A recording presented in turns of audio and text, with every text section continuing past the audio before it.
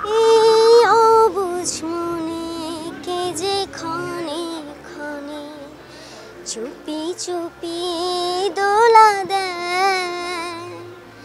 ও গো জোছনা তুমি বলো না কেন যে উতলাই হৃদয়, শুধু গান গেয়ে পরিচয়, শুধু গান গেয়ে পরিচয়।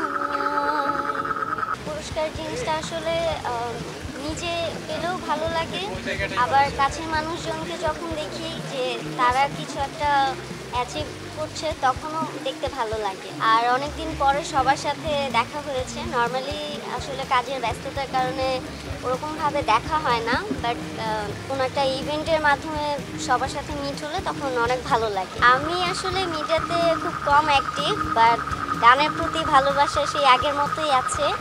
এর জন্যই হয়তো আজকে আবার আমি এখানে এসেছি। আপাতত লেখাপড়া নিয়ে ব্যস্ত আর কি।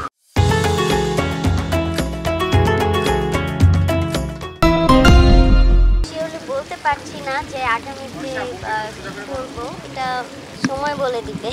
আমি আসলে আপাতত বলতে গেলে মিডিয়া থেকে একটু দূরেই আছি, মানে লেখাপড়া পার্সোনাল লাইফ নিয়েই ব্যস্ত থাকা হয় বেশিরভাগ সময়। আর নতুন করে কাজ করব কি না এটা আসলে আপাতত আমি নিজেও জানি না, দেখা যাক। ভালো কোনো কাজের সুযোগ পেলে অবশ্যই করব। মিডিয়ার মানুষজনের সাথে এখনও সম্পর্ক আছে, বন্ডিংটা আগের মতোই আছে, বাট আমি একটু কাজ কম করছি আর কি।